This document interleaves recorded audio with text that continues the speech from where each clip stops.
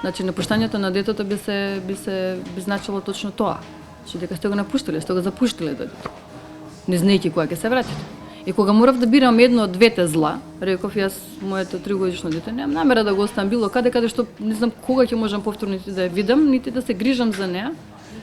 И ја земав со мене.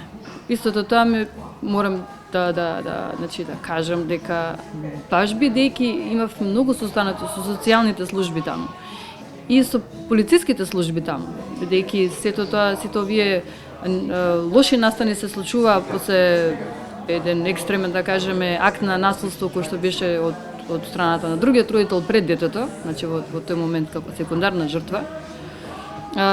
И полицијата и социјалните работници едноставно ми рекоа вашата резиденција и ќе истече, така да после тоа ќе немате со кои шанси и со кое право ќе можете вие да останете тука и да се го гледате своето дете. И ќе требаше да заминам без неа. Вика заминете си.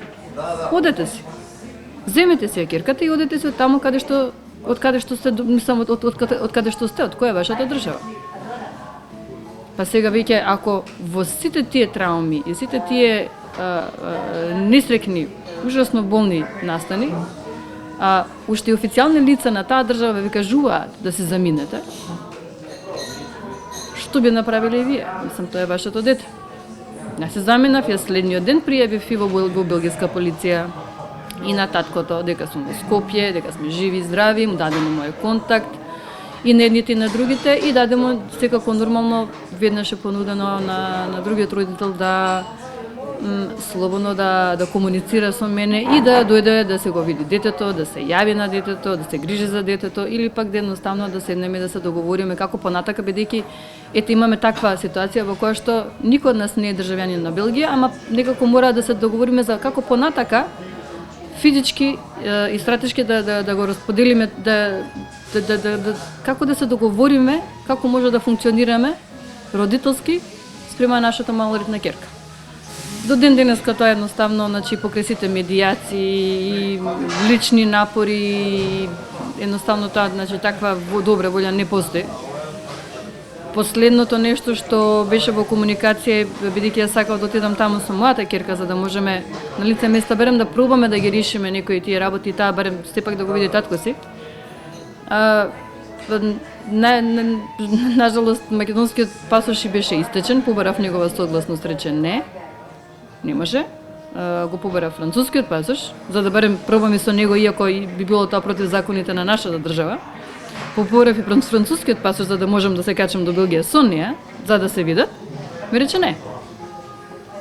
И едноставно веќе што друго можам да направам? На крај крајава статусот на мојата ќерка не е веќе 2,5 години е некаде блокиран и нити пак сме јас и таа нити слободни, нити мирни.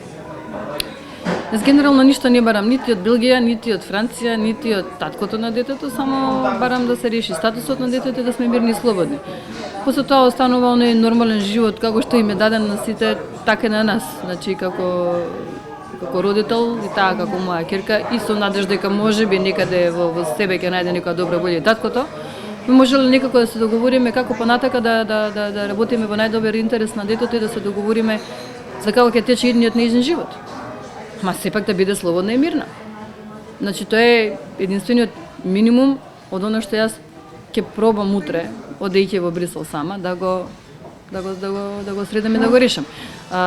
Дали воопшто ќе имаат некаков слух за мене и за Катерина, белгиските институции, власти, полициски или знам веќе што и да е, не знам, бидејќи Катерина останува позади, ќерка ми ќе остане позади, ќе остане тука во Македонија, не може да напушти земјата да сакам, нити пак ќе може да напушти со таткој, така да едноставно ќе се надевам дека ќе ми дадат барем можности во најдобар интерес на детето и дека побрзо ќе може да завршиме многу работи. Јас покажувам мојата добра волја за да ги завршиме колку што е најбрзо и најекспедитивно. Не бегам од овие пресуди како и да се донесени, иако според закон веќе имам можност за пресудување.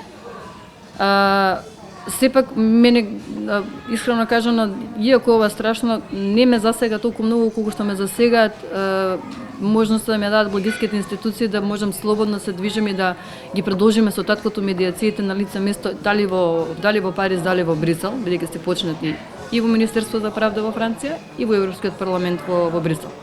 каде и да, едноставно само да се договориме како со детето понатака и да се реши статусот. Тој договор би ги укинал и двете судски одлуки што се и едната таму и едната тука. И понатака детето веќе би имало регулиран статус секаде и би можеле да продолжиме со животот понатака. Така да за сите овие судски одлуки, полициски извештаи, едноставно ова е премногу долго се случува, премногу долго многу се дискутира и едноставно ми го превеземе во еден момент животот и сакам тотално да сопре. Не сакам нити јас, нити мојата ќерка повеќе да живееме со овој статус или пак во оваа ситуација или пак со оваа приказ. Како што ми каже мојот судски застапник, тоест законски застапник, мојот адвокат рече дека се додека тие на рака не ми ја врачат пресудата, не може да ја обжалиме истата. Од моментот кога е поставена тужбата до денеска има променети околности 1001. Без да се обжали истата оваа, на која што, значи бидејќи пресуда во отсуство, јас по законите и меѓународни акти и конвенции имам право на пресудување. Значи за да можам да кажем мојот дел од приказната, како таков, за да видиме до каде се работите, да видиме дали кој е ефектот краен, дали има некаква логика се во ова. Пред се морам тоа да го направам за да можам да продолжам со медиациите воопшто, ако и понатака дали има некаква волја, или таткото ќе мора да стигнеме до тој моментот да или продолжи со медиацијата и да најдеме некаков договор за детето, или да се откаже од своето старателство. Едно од тие две. Ама сепак детето ќе знаеме тогаш на што сме. Што ќе реши судот во Брисел, ќе видиме, нели, според рочиштата и на крај што ќе мислат дека треба да прават.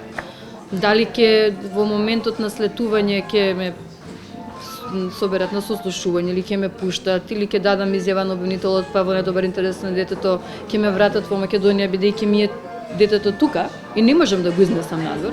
Јас сум единствениот родител кој може да дојде во Македонија и сака да дојде во Македонија и сака да ја гледа. Не знам, тоа едноставно ќе видиме. До сега искрено генерално имам многу лошо искуство со тие институции бидејќи едноставно не одговараат на комуникација. Камоли па да преговараме за било што.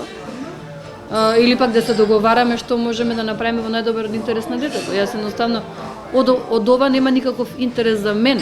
Јас како што дедов се земав само својата ќерка и како што сега ќе отидам за да го решам ова за неа.